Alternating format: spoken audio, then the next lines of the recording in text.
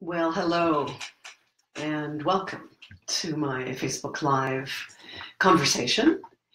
My name is Suzanne Anderson.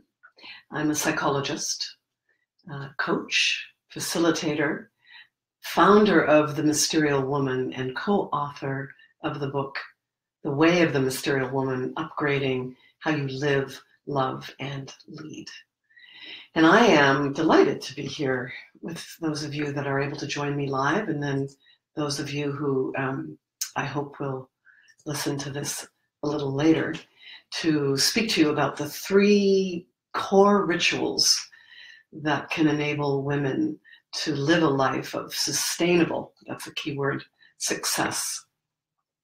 So as we just get going here and people are coming online and joining me, I want to set a little bit of the context for why it matters right now as we get ready for sort of to acknowledge, let's say, the International Women's Day, which is tomorrow. Why does it matter that we take the time to prepare ourselves for the day, to become women who are actually able to shape lives that reflect who we are on the inside?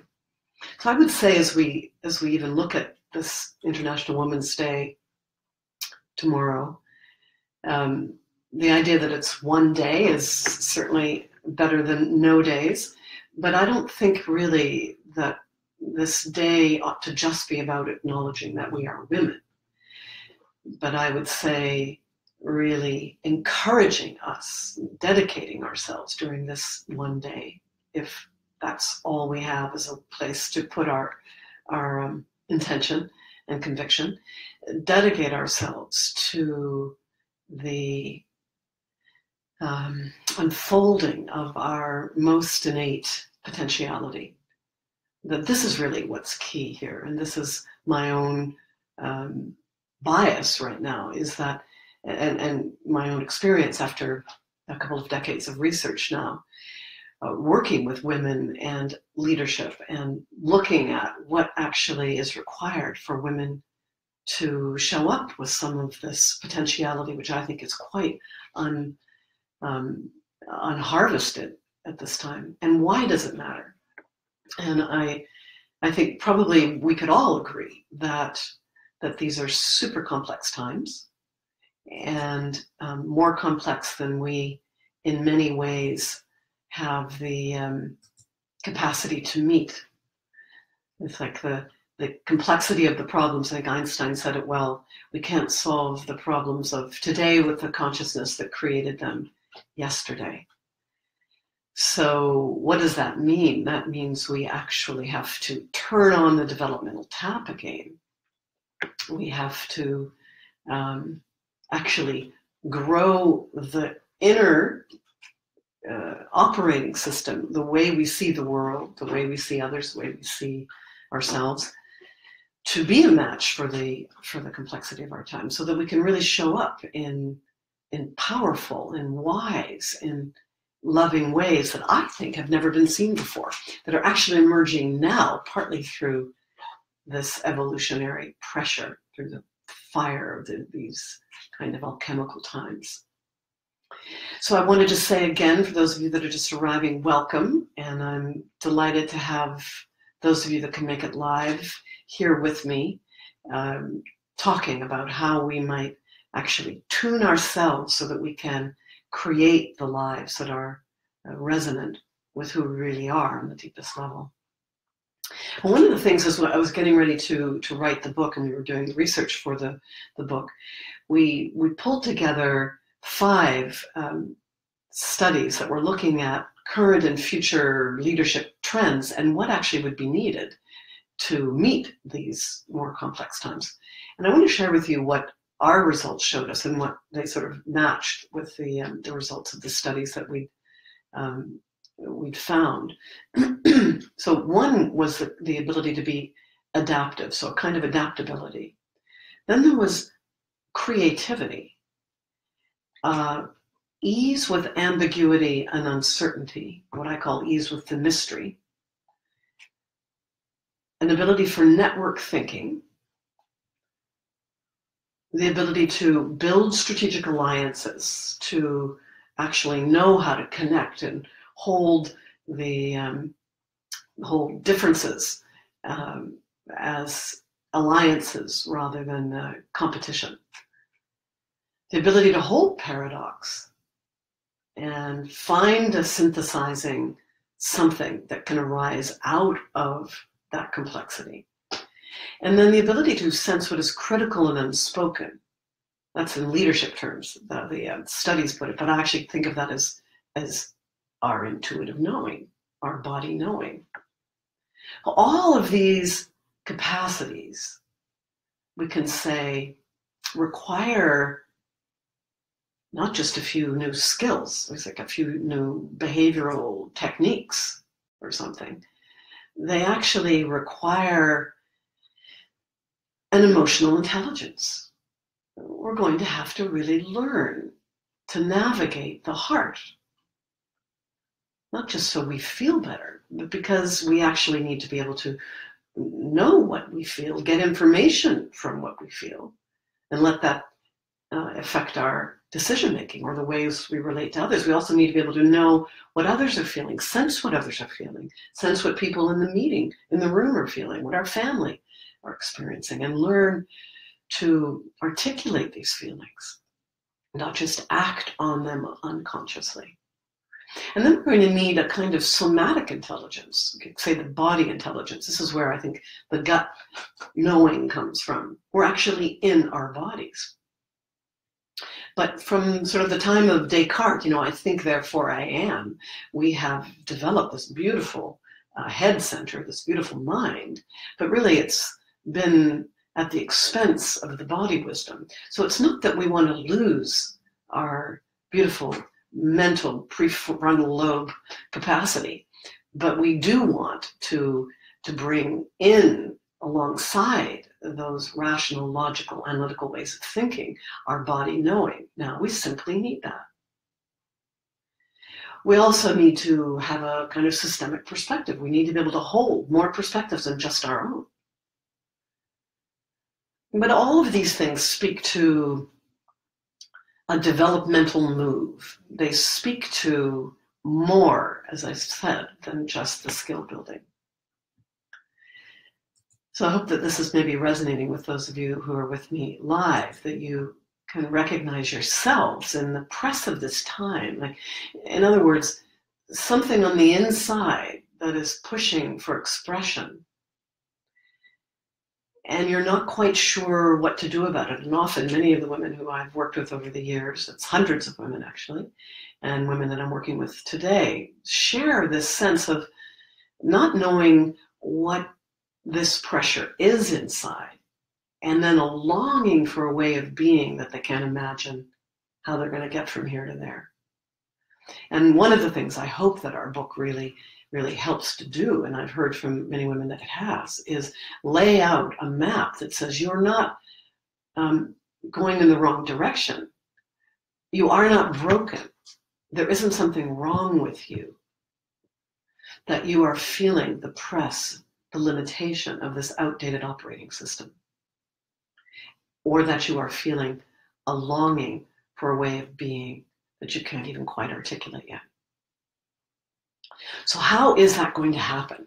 How do we turn on the developmental tap again? How do we become the women that we sense we are here to become? Not only for our own fulfillment and how we might be in relationship with others in more loving ways, but also because many of us feel a potent sense of our time right now to make a creative contribution.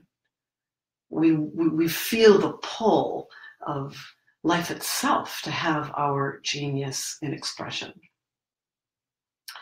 So, you've all heard the expression, I'm sure, that what fires together wires together. And I'm just going to read a comment here from Tara. Thank you, Tara. This is absolutely resonating. She says, has been for quite some time. I quit my job and I'm exploring and discovering and dropping in for a year of sabbatical. And she's delighted she found the book. Yay. And I'm also think that takes a lot of courage to take the time to actually pull yourself out of the busy pattern and take the time to drop down and in and see actually what's trying to emerge rather than just keep repeating the same old patterns or go to a new job or a new relationship with the same old structure. There's that saying, wherever you go, there you are. And of course, you keep creating and recreating the same scenarios. So let's look at this familiar saying, that which fires together, wires together. Because what we're looking at, what I'm saying here is, this is a whole system upgrade that is required right now. And that means this is not esoteric. This is actually right into the neuroscience of our system. That's why we have to come down and into the body. Just affirmations on the mirror will not do it alone. Although I think there's something very potent about the power of intention. But the old code, the old hypermasculine code, I call it, that comes after 5,000 years of being embedded in a masculine paradigm, is not going to be removed by just a powerful affirmation. It actually is going to require some deeper work. So let's look at what happens, a familiar scenario perhaps of how we just keep recreating the same patterns. We wake up, how we start our days. Wake up, roll over, the phone is right there. The tendency to just do a quick check, see if there are any texts that came in during the night that are essential, or WhatsApp messages, or Twitter, Instagram photos, maybe just check email for a moment, and then just plug in a little bit to the news, see what the latest excitement is there. And all of a sudden, we're activated in a million ways without even knowing it. We're just pulled right out of the unconscious, of the sleep state, into already thinking and catenating about what we have to do. Then we have children, we're up, we get the children up, and maybe we're a little irritated that our partner is off at the gym having a workout and we're the ones doing the kids, so there's a little irritation kind of going on already. An unexpressed concern or desire for time for yourself that never quite happened in that conversation with your partner. Get the kids up. There's kind of a little agitation that goes into that getting up. They're a little grumpy, not surprisingly, kind of mapped to your pattern. Cranky breakfast, everybody's out the door, you jump in the car, you turn on the radio, listen to more of the news happening in the world, and you get pulled in that direction, or maybe even have conference calls on the way to work.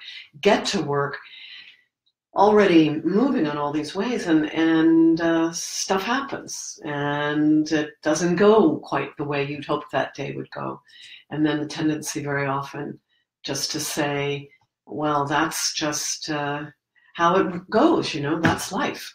It just always is like this. I don't see how to change that. It's just a bad day. I can't wait for the day to get over.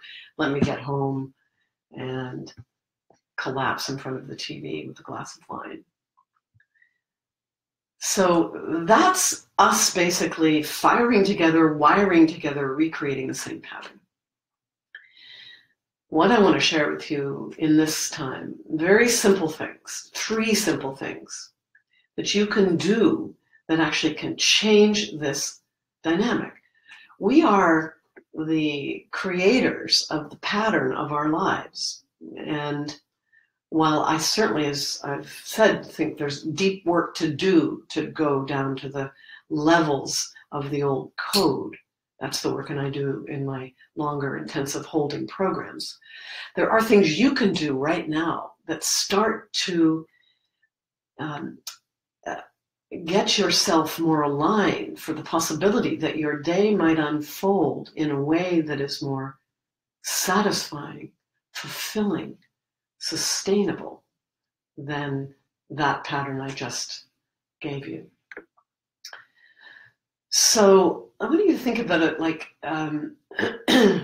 how in some ways, here in the Pacific Northwest, where I live now in Seattle, Washington, this is spring happening. And those of you who are just joining now, I just want to welcome you and glad that you're online here with me. And those of you listening later, I'm glad that you're listening. So it's spring out here, and I know in the Pacific Northwest we're lucky in this moment to have a little sun out even, and storms are happening on the East Coast and in Europe. But it makes me think of the metaphor of a seed, and I'm actually starting to see crocuses in my garden. So this new life is starting to happen. But let's look at this. We have the little seed in the ground. Now, the seed itself can't even imagine the flower later. It's just this tiny little seed tucked into the dark of the ground itself. It's secure. It's hidden. It's safe. It's tucked away.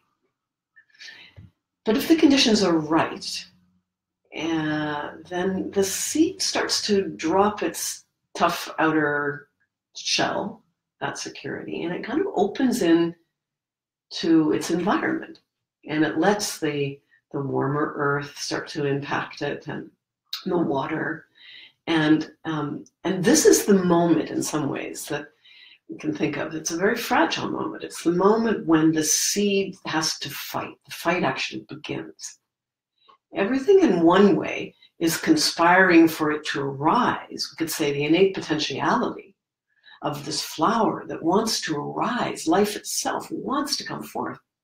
And we could also say that everything in the environment is conspiring for that not to happen. And of course, it doesn't happen that every seed becomes a flower. The earth is pressing down, the dogs are digging it up, the earth up. The temperatures might fluctuate, and all of a sudden it's cold and the seed freezes. So this shoot, eventually, it perhaps is able to break free from the seed covering, and the conditions are enabling enough, and it starts to make its move. It's very tender. Now, you could say for the seed, there's no danger. It could just stay in the seed form for millennia, and we've found seeds that are millennia old. It's much more perilous for the seed to venture into sproutdom and ultimately into flowering. And this is where courage is required. Courage and creating the enabling conditions for that seed potentiality. This is a potentiality I call mysterial in women right now. It's like the next species of woman that embodies all of our feminine and masculine essences, that is in potentiality seeking to come forward. Now, we can stay safe and secure in the ground, keep the shell around us. And we can stay that way for a long time, and actually we have. On the other hand, we can tell, you can look around in culture itself right now, there's something happening. Something is happening that wants this seed potentiality to grow. And I imagine if you're here now listening, or maybe listening later, you agree with this. You know this is true. And so the 3 simple rituals I want to share with you are 3 things you can do right now that create the enabling conditions for this seed to start to grow. And in my longer depth programs, of course, this is something we do very deliberately, is create the container for the seed potentiality to be accelerated, and actually inside of this greenhouse to get a very good start on the growth that is seeking to happen. Okay, so let's look at the first thing. First thing is something, task number 1, to get up 15 minutes earlier than you would normally, and to do something called morning pages. Now, Julia Cameron launched this idea many years ago, actually, in her book, The Artist's Way. And I've been using it in my programs and personally for several, well, at least I think probably 15 years now. It's a very simple tool. And all of these tools, by the way, are outlined in my book, The Way of the Mysterial Woman, which if you don't have it already, I recommend you get that as a guide. Baked lots of practices into the book so that you could get started right there with the book. But morning pages are basically a stream of consciousness writing that you do first thing in the morning when you're just coming out of that unconscious state of sleep. This is you tending to the seed right after that nourishment, ideally, of the sleep cycle. You're tending to yourself, you're coming home to yourself. And one of the things I've seen for women is that we are very good at censoring our direct experience. And we have to come back in here and claim what is our direct experience. Now that's hard because it means we have to be able to come in touch with feelings and experiences in our bodies and the reality of our lives, which may not be very comfortable. We have to actually be willing to acknowledge what's going on, be fierce in a certain sense with reality. The morning pages is one way to do that because we are simply writing stream of consciousness, everything that we are thinking and feeling for 15 minutes or 3 pages. Now I do this on a blank pad, looks, you could say something like this. And I like to do this because these aren't regular journaling. I have many journals where I'm more reflective journaling. This is actually not journaling that you're designed to read later and reflect on. It's actually like a way that you drain your own unconscious, in a sense, and open the thin veil between the conscious and the unconscious. What do you really think and feel and sense? And so just writing on these, and then when you're done, you flip it over and you write again. Now, for some of you, you're not going to feel comfortable doing this in a way that's uncensored without being sure that nobody will read it. And I used to say to my late husband that if I got hit by a truck or something terrible happened to me, he could read all my other journals except for this one he had to throw away. And I trusted him, and so that was fine for me. But others find they have to rip them up or burn them after they finished writing them. It doesn't matter because these aren't for recording. In fact, I don't put on my reading glasses when I write. I'm just allowing myself to write. So that's the first thing, to really give yourself permission to feel what you feel, think what you think, sense what you sense. Sometimes it's nonsense, or it seems like nonsense. You might write, I don't know what I think. I don't know what I feel. I don't want to do this anymore. Oh, and by the way, last night I had that irritating conversation with someone, and I felt really inadequate. And that feeling, I can still feel that this morning. So one way that Julia Cameron talks about this is all of these feelings are coming with us into the day anyway. They're just unconscious. So when we pull them up into the conscious mind and put them on paper, they actually get to move and not be the guiding force that is directing what we create every day. All right, so that's ritual number 1. The second ritual, and I like to do this also in the morning, but some of you might not be able to do it then with your schedules, but it makes a big difference to me to be able to do this early in the morning. And it is a meditation practice. Now, obviously, this is not going to be new for anybody to be considering the possibility of mindfulness. When I started teaching this work many years ago, the word mindfulness wasn't even used yet, and meditation was still the thing that you did if you were sort of in a particular spiritual path, or you did it secretly and quietly. And now it's sort of a badge of honor to be able to say you're in a mindfulness practice of some kind. Now, I love that in a certain sense, the neuroscience now is catching up with the ancient Buddhist texts that speak about the power of meditation to literally change your perception, to change the way you see yourself, others in the world, to literally shift your ability to be more present in the midst of challenge and difficulty. Now, I'm not going to go into all of the neuroscience here today, but probably many of you have already read many of the studies that show what actually is possible in terms of areas of the brain that are dedicated to creative inspiration and innovation and well-being, how they light up in the state of meditation.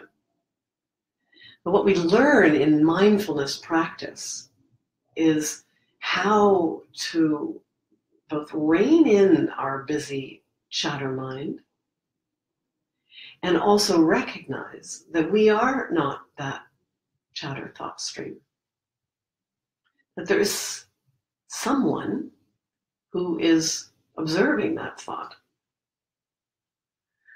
And the more we're able to rest in that place of our own presence, we could say, or essence, the more likely that becomes the place from which we create our day, the way in which we interact with our children, our partners, people we work with, people we meet in the supermarket, anybody.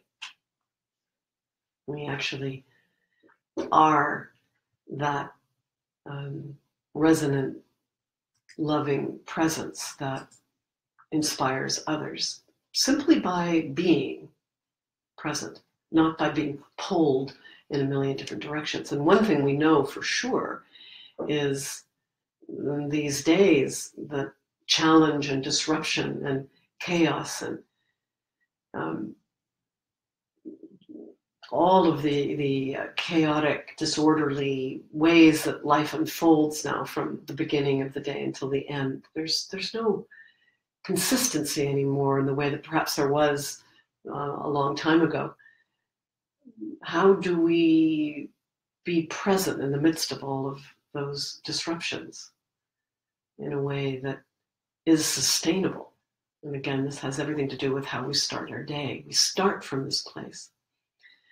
There's a saying been attributed to Buddhist text to Gandhi that basically is something like, the saying is you should meditate for at least 20 minutes a day, unless you're too busy, and then you should sit for an hour.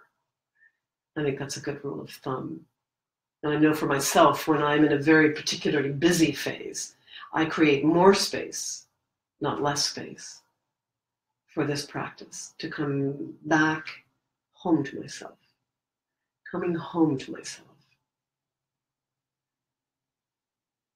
So that's the second practice. And I will just say, one of the things, if you aren't already in a meditation practice, that I've found helpful and my students find helpful is to get an app, a phone app. I use something called Insight Timer, which you can look up on the web.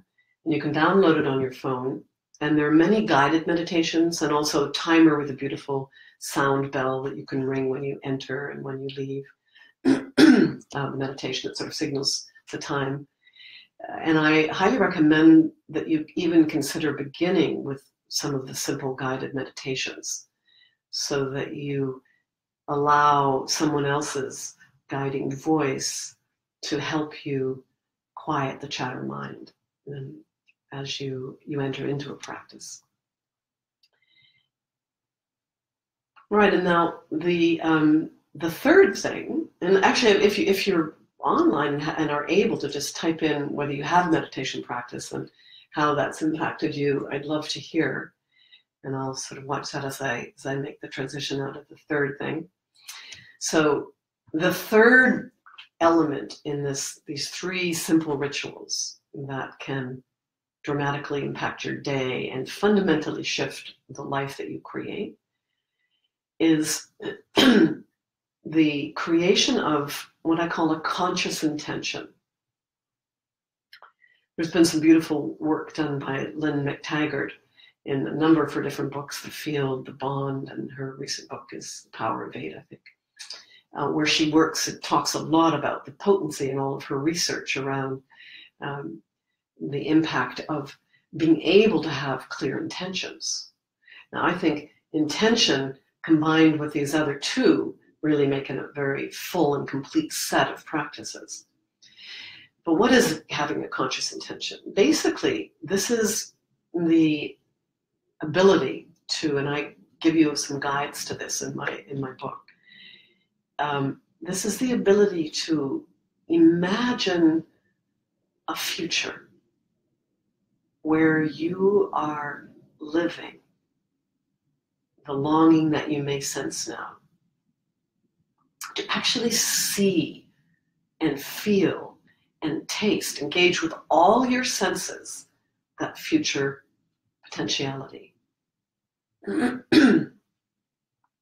it's interesting that research was done by a sociologist called Fred Pollock that was studying what happened after the Second World War that allowed certain cultures to, in a sense, have a renaissance or a rebirth, and what were the factors that had those cultures in transition in more of a dark age, let's say. We are definitely in one of these times of transition. We lay that out in our book, and there are many people that are writing about that now, futurists and historians that are placing this particular time in our collective history as a time of enormous transition.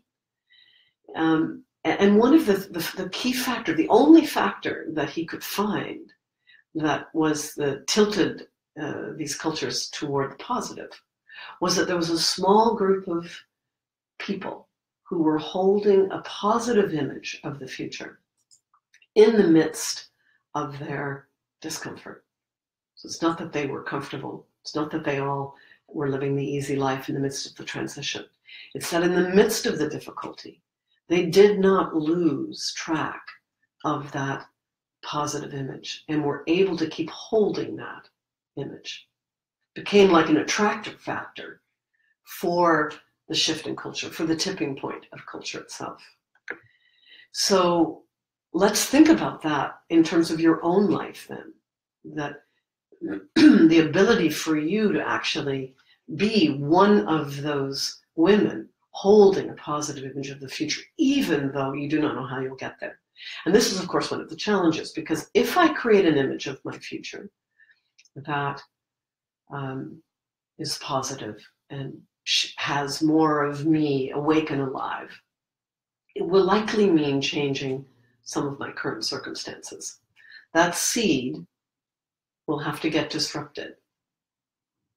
But it's safe inside of the old shell. And it's going to be a struggle if it chooses to move. And if I energize that intention, what will happen? You know, there's all of that uncertainty. And yet we know now the power of being able to literally see that future.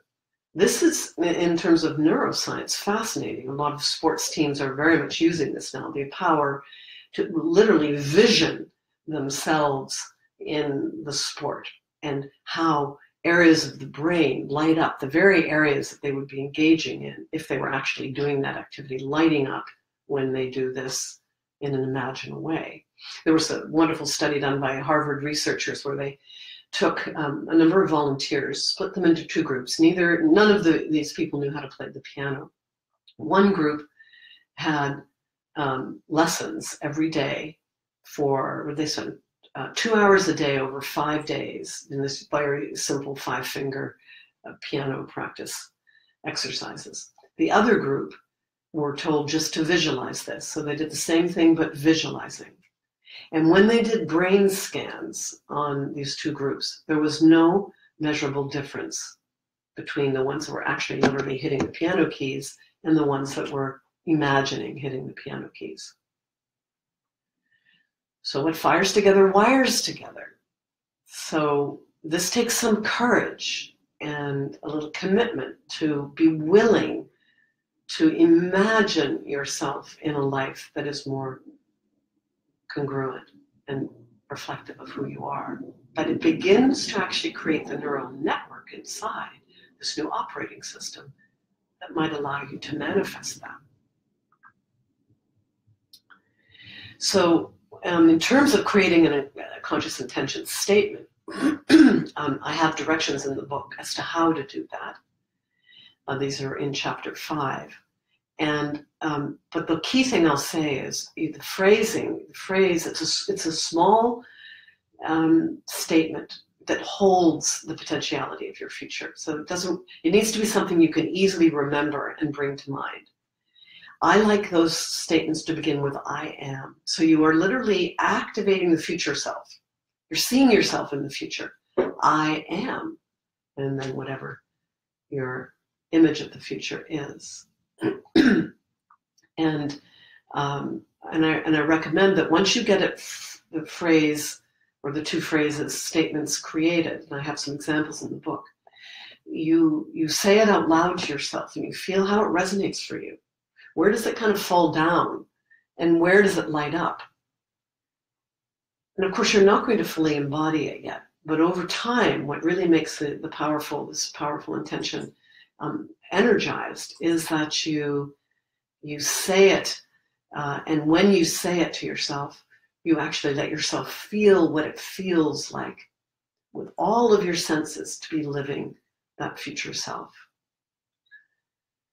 So I invite you to consider doing this. And in my depth programs, we go deeply into this and actually work with sourcing those images and then dialing in a very potent statement that becomes kind of your true north or the energetic potentiality that pulls you forward. It's like, the flower, the crocus, that's pulling forth this tiny little seed in the earth and letting it know that it's beautiful out here and it's great life to be a flower in the world. All right, so those are the three to repeat: morning pages, this practice of simply stream of consciousness writing, being connected to your direct experience more intimately. Number 2, resting in stillness, letting your mind settle, coming home into being through a mindfulness practice, a minimum of 10 minutes, ideally first thing in the morning. Number 3, creation of a conscious intention, which ideally you would then say at the end of your meditation as a way that you start the day. So this is the way you come into the day. So imagine now we go back to that roll over, to take the phone kind of scenario of what wires together. And you come into the day this way. You've gotten up a half an hour earlier. The way you encounter your children, the way you encounter the news, the way you're able to take in what's actually happening in the world, the way you move into your day at work, the kinds of situations and experiences and interactions you have with people because of the place from which you are authoring those experiences. Imagine if we all had that kind of awareness and we're willing to take this extra 30 minutes in one day to tune ourselves, become like a little tuning fork for wisdom, for love, for a deeper kind of feminine power. It'd be a very different world we would be creating. And one of my students in my advanced program right now, and I asked her if I could share her quote, and she gave me permission in our online space. She was writing that and she is a very busy executive in Switzerland with a press of life, as many of us have, and resistant initially to some of these morning practices and how to fit them in. And she said, "It is no longer a must to start my day with journaling and meditation. It is a desire. This is such a change, such a gift. I am deeply grateful. That's a beautiful comment of Regula's to be at the point now where what was initially something she had to commit to doing, not necessarily a pleasure, now becomes a pleasure. And I've had many, many students say that. And of course, this is the advantage of having some kind of container where you are holding yourselves and your friends or your sisters accountable to stay in this, the commitment. It's just like an exercise program you don't really want to do. But after you actually take yourself through the discomfort of those early stages, ultimately it becomes something you have a very hard time being without. So that leads me to just conclude here. And I'm seeing a couple of you just entering here now at the end, and I hope you'll take the time to listen back into the talk when it's uploaded after we're done here. I'd like you to, all of you that are here present or listening later, probably if there's one thing I would say to you all, if you're interested in installing these 3 practices and tuning your day in this particular way, is be willing to welcome discomfort initially. Because we're going to have to go against a wiring that is habitual. And that takes time. So don't think that discomfort means there's something wrong. It actually is the sign that you're going in the right direction. You're moving against the old hard wiring, the conditioned self, and opening up space for a very new way of being.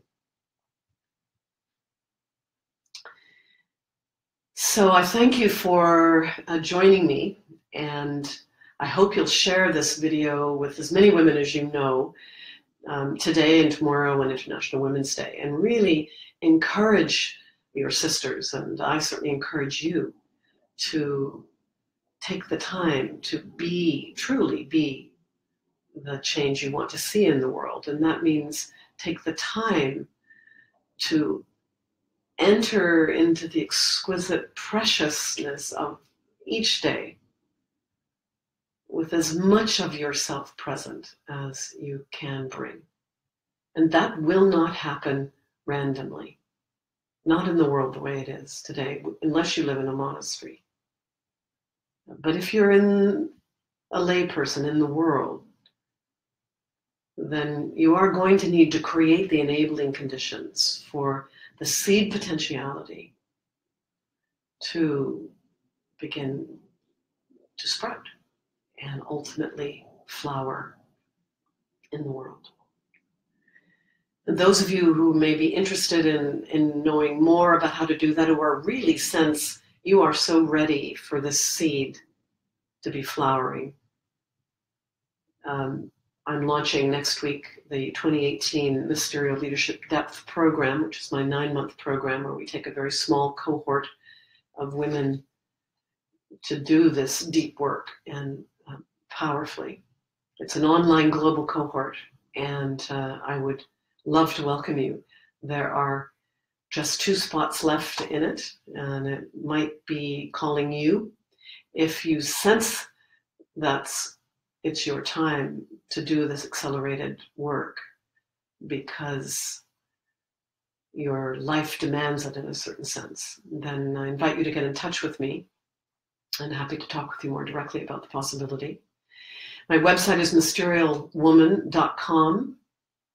My email is Suzanne, Suzanne, at mysterialwoman.com. And I invite you to, if you haven't already, join my Facebook group, Mysterial Woman. We're having some great conversations in there, finally getting the hang of how to be in this Facebook group. And I'm loving the conversations that are starting to happen, and would love to hear from you and have you join in the circle of our women from around the world. So I'd like to close with a poem, and I do this work with poetry. As many of you know who've worked with me before, as an evocative language of the Mysterial, because it brings together the feminine and the masculine so beautifully. And the poem I think I'll use this morning is a poem that's been around for a while, but it speaks very much to this idea of the seed potentiality awakening. And this is a poem by Donna Markova. And I'd invite you, rather than just clicking off now, because it's just a poem after all, but to let the words of this poem actually be the way that we complete our time together here. Maybe hear them anew if you've heard them before. I will not die an unlived life. I will not live in fear of falling or catching fire.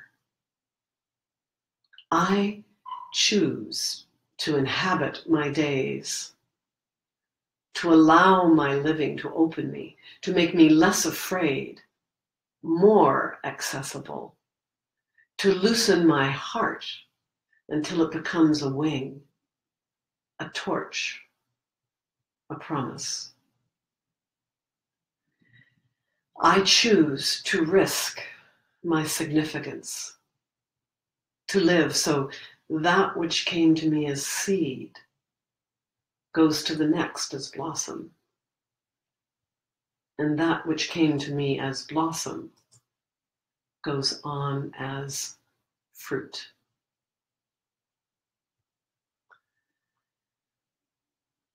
Now, thank you again to those of you who tuned in live, and to those of you who are listening later. I'll sign off now in celebration of our courage to live our lives fully, freely, expressing our deepest innate potentiality that indeed the world is most hungry for.